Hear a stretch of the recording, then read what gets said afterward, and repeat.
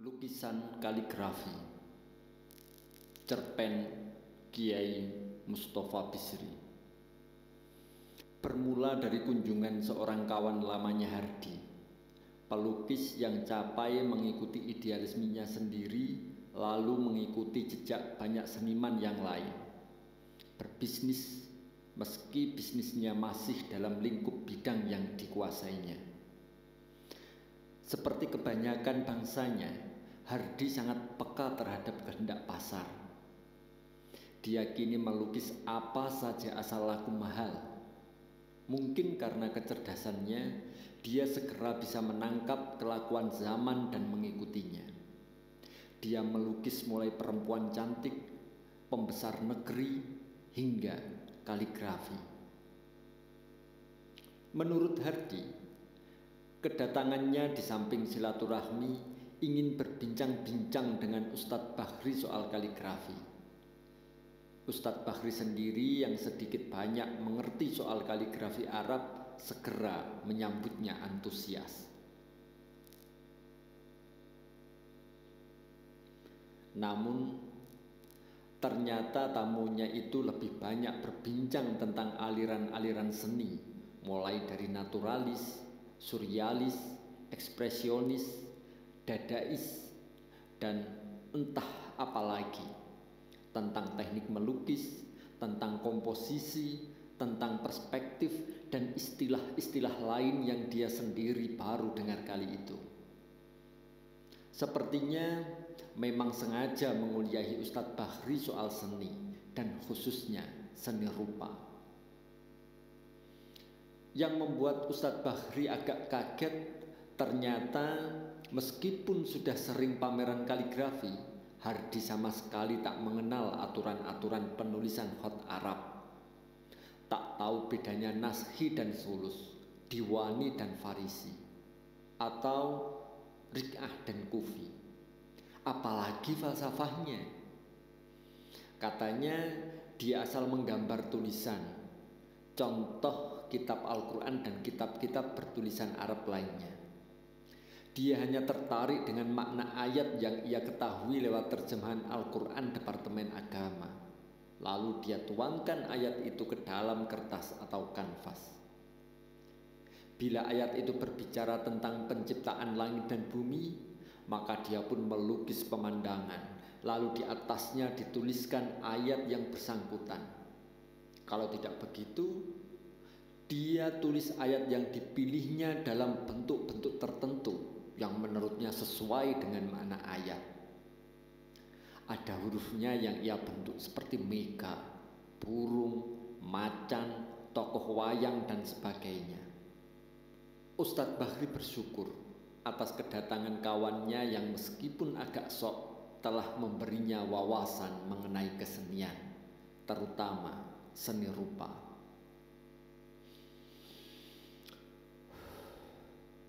Ringkas cerita, begitu si tamu berpamitan seperti biasa, Ustadz Bahri mengiringkannya sampai ke pintu. Nah, sebelum keluar melintasi pintu rumahnya itulah si tamu tiba-tiba berhenti seperti terkejut. Matanya memandang kertas bertulisan Arab yang tertempel di atas pintu. Lalu katanya, "Itu tulisan apa? Siapa yang menulis?" Ustadz Bahri tersenyum. "Itu raja. Saya yang menulisnya sendiri." "Raja?" "Ya," kata kiai yang memberi ijazah, "itu raja penangkal jin." "Itu kok warnanya aneh? Sampean menulis pakai apa?" Matanya tanpa berkedip terus memandang ke arah pintu. "Pakai kalam biasa dan tinta Cina dicampur sedikit dengan minyak za'faron. Katanya minyak itu termasuk syarat penulisan raja." "Wah," kata tamunya masih belum melepas pandangannya ke tulisan di atas pintu, "sampean mesti melukis kaligrafi." Saya melukis kaligrafi," katanya sambil tertawa spontan. Tidak, saya serius ini. Tukas tamunya, sampeyan mesti melukis kaligrafi. Goresan-goresan sampeyan berkarakter. Ini apa pula maksudnya? Ustadz Bahri membatin tak paham. Kalau bisa di atas kanvas, tahu kanvas kan? Betul ya, 3 bulan lagi kawan-kawan pelukis kaligrafi kebetulan akan pameran. Nanti sampean ikut, ya. Ustadz Bahri tidak bisa berkata-kata, tapi rasa tertantang muncul dalam dirinya. Kenapa tidak, pikirnya. Orang yang tak tahu khat saja berani memamerkan kaligrafinya. Mengapa dia tidak?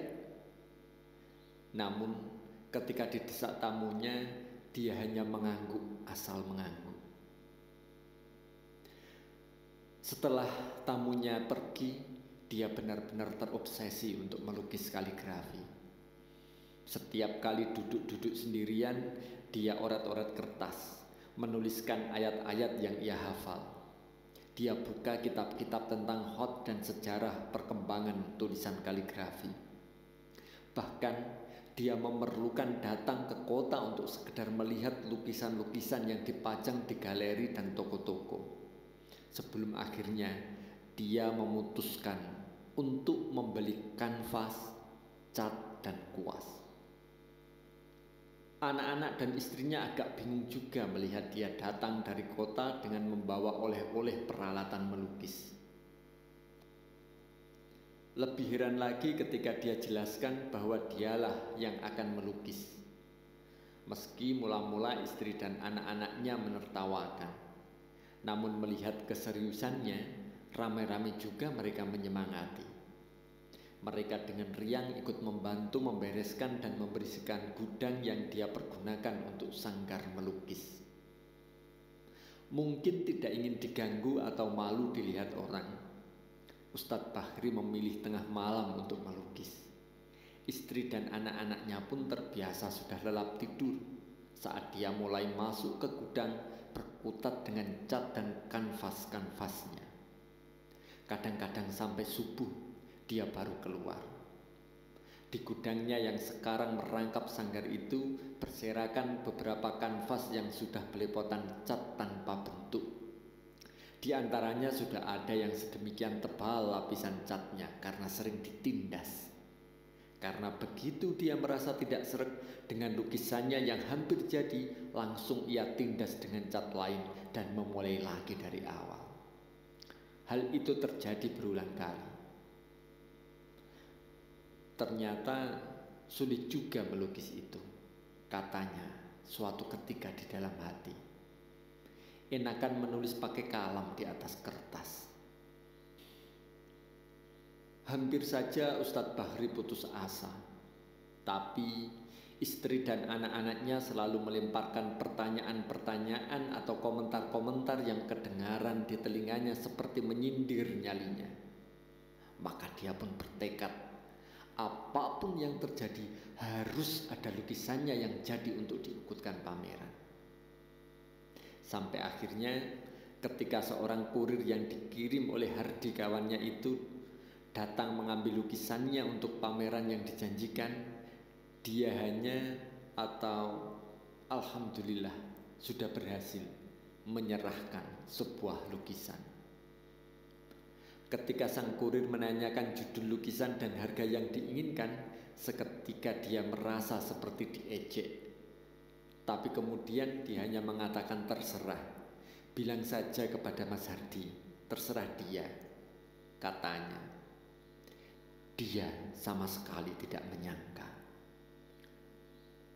Meskipun ada rasa malu dan rendah diri, dia datang juga pada waktu pembukaan pameran untuk menyenangkan kawannya, Hardi, yang berkali-kali menelepon memaksanya datang. Ternyata pameran di mana lukisan tunggalnya diikutsertakan itu diselenggarakan di sebuah hotel berbintang. Wah, rasa malu dan rendah dirinya pun semakin memuncak. Dengan kikuk dan sembunyi-sembunyi dia menyelinap di antara pengunjung. Dari kejauhan dilihatnya Hardi berkali-kali menoleh ke kanan dan ke kiri, mungkin mencari-cari dirinya. Ada pidato-pidato pendek dan sambutan tokoh kesenian terkenal, tapi dia sama sekali tidak tenang mendengarkan, apalagi menikmatinya. Dia sibuk mencari-cari lukisannya di antara deretan lukisan-lukisan kaligrafi yang dipajang, yang rata-rata tampak indah dan mempesona. Apalagi dipasang sedemikian rupa dengan pencahayaan yang diatur apik untuk mendukung tampilan setiap lukisan. Apakah lukisanku juga tampak indah di sini? Pikirnya. Di mana gerangan lukisanku itu dipasang? Sampai akhirnya ketika acara pidato-pidato usai dan para pengunjung beramai-ramai mengamati lukisan-lukisan yang dipamerkan, dia yang mengalirkan diri di antara jajaran pengunjung belum juga menemukan lukisannya. Tiba-tiba terbentik dalam kepalanya, jangan-jangan lukisanku diukir, tidak diikutkan pameran, karena tidak memenuhi standar. Aneh, mendapat pikiran begitu, dia tiba-tiba justru menjadi tenang. Dia pun tidak lagi menyembunyikan diri di balik punggung para pengunjung. Bahkan dia sengaja mendekati sang Hardi yang nampak sedang menerang-nerangkan kepada sekerumunan pengunjung yang menggerombol di depan salah satu lukisan.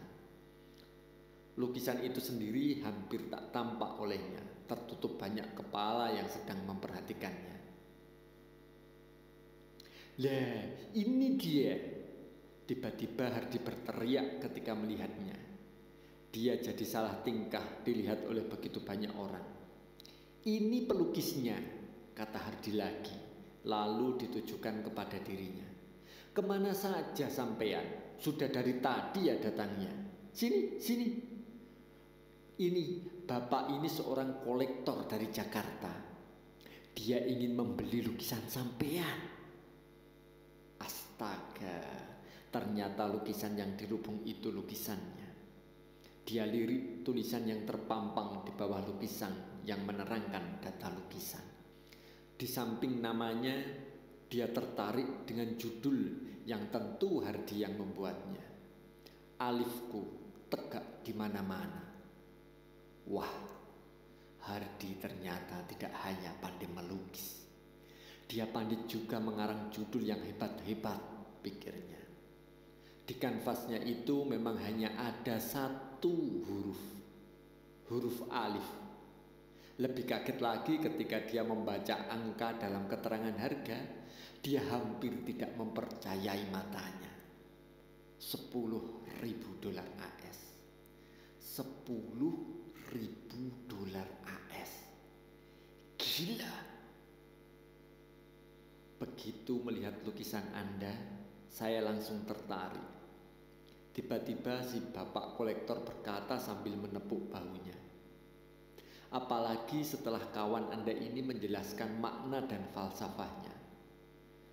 Luar biasa. Dia tersipu-sipu. Hardi membisikinya. Selamat.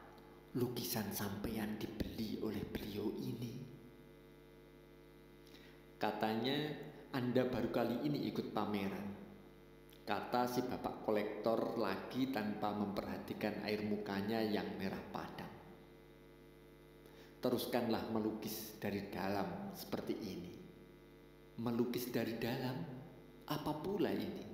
Pikirnya. Wartawan-wartawan menyuruhnya berdiri di dekat lukisan alifnya itu untuk diambil gambar. Dia benar-benar salah tingkah. Pertanyaan-pertanyaan para wartawan dijawabnya sekenanya. Mau bilang apa? Besoknya hampir semua media massa memuat berita tentang pameran yang isinya hampir didominasi oleh liputan tentang dirinya dan lukisannya. Hampir semua koran, baik ibu kota maupun daerah, melengkapi pemberitaan itu dengan menampilkan fotonya. Sayang, Dalam semua foto itu sama sekali tidak nampak lukisan alifnya. Yang terlihat hanya dia sedang berdiri di samping kanvas kosong. Beberapa hari kemudian, beberapa wartawan datang ke rumah Ustadz Bahri, bertanya macam-macam tentang lukisan alifnya yang menggemparkan, tentang proses kreatifnya, tentang bagaimana dia menemukan ide melukis alif itu, tentang prinsip berkeseniannya, dan lain sebagainya. Seperti ketika pameran, dia asal menjawab saja. Ketika makan siang, istri dan anak-anaknya ganti mengerebutinya dengan berbagai pertanyaan tentang lukisan alifnya itu pula. Kalian ini kenapa? Kok ikut-ikutan seperti wartawan? Teriaknya kesal. Tidak, Pak. Sebenarnya apa sih menariknya lukisan Bapak? Kok sampai dibeli sekian mahalnya? Tanya anak sulungnya. Kenapa sih Bapak hanya menulis alif? Tanya si bungsu sebelum dia sempat menjawab pertanyaan kakaknya. Mengapa tidak sekalian bismillah, Allahu Akbar, atau setidaknya Allah, seperti umumnya kaligrafi yang ada? Istrinya juga tidak mau kalah rupiahnya. Tidak sabar menunggu dia menjawab pertanyaan-pertanyaan anaknya. Terus terang saja, Mas, sampeyan menggunakan ilmu apa? Kok lukisanmu sampai tidak bisa difoto? Ustadz Bahri geleng-geleng kepala. Kepada para wartawan dan orang lain, dia bisa tidak terus terang. Tapi kepada keluarganya sendiri, bagaimana mungkin dia akan menyembunyikan sesuatu? Bukankah dia sendiri yang mengajarkan dan memulai tradisi keterbukaan di keluarga di rumah?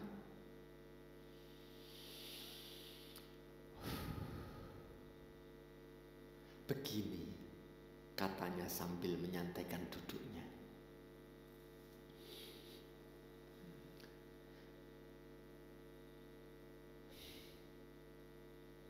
Sementara semuanya menunggu penuh perhatian. Terus terang saja, saya sendiri sama sekali tidak menyangka. Kalian tahu sendiri, saya melukis karena dipaksa Pak Hardi, tamu kita yang pelukis itu. Saya merasa tertantang. Saya sendiri baru menyadari bahwa meskipun saya menguasai kaidah-kaidah khot, ternyata melukis kaligrafi tidak semudah yang saya duga. Apalagi kalian tahu sendiri, sebelumnya saya tidak pernah melukis. Lihatlah di gudang kita, sekian banyak kanvas yang gagal saya lukisi. Bahkan saya hampir putus asa dan akan memutuskan membatalkan keikutsertaan saya dalam pameran. Tapi Hardi ngotot mendorong-dorong saya terus. Lalu ketika cat-cat yang saya beli hampir habis, saya baru teringat pernah melihat dalam pameran kaligrafi dalam rangka MTQ belasan tahun yang lalu.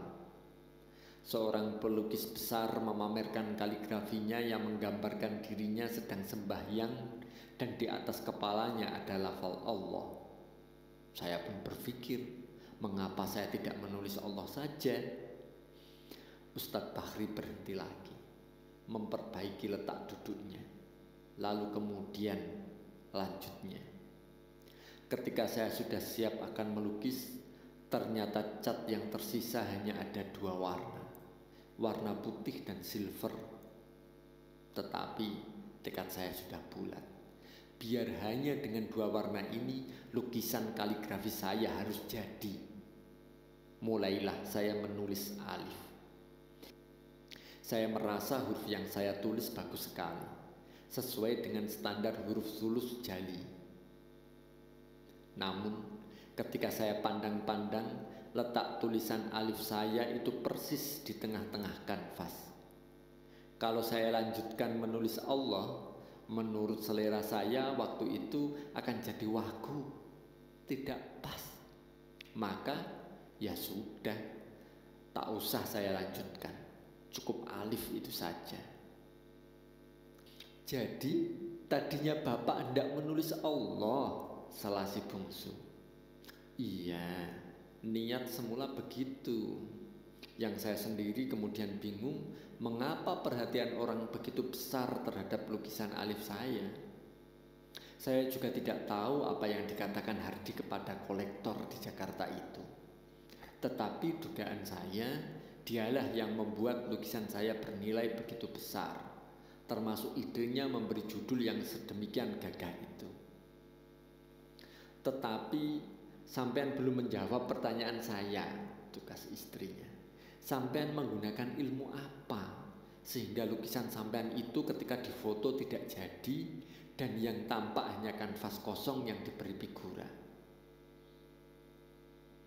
Wah, kamu ini ikut-ikutan mempercayai mistik ya? Ilmu apa lagi? Saya tadi kan sudah bilang, Alif itu saya lukis hanya dengan 2 warna yang tersisa. Sedikit putih untuk latar dan sedikit silver untuk huruf alifnya. Mungkin ya karena silver di atas putih itu yang membuatnya tak tampak ketika difoto. Istri dan anak-anaknya tak bertanya-tanya lagi. Tetapi Ustadz Bakhri tak tahu apa mereka percaya penjelasannya atau tidak.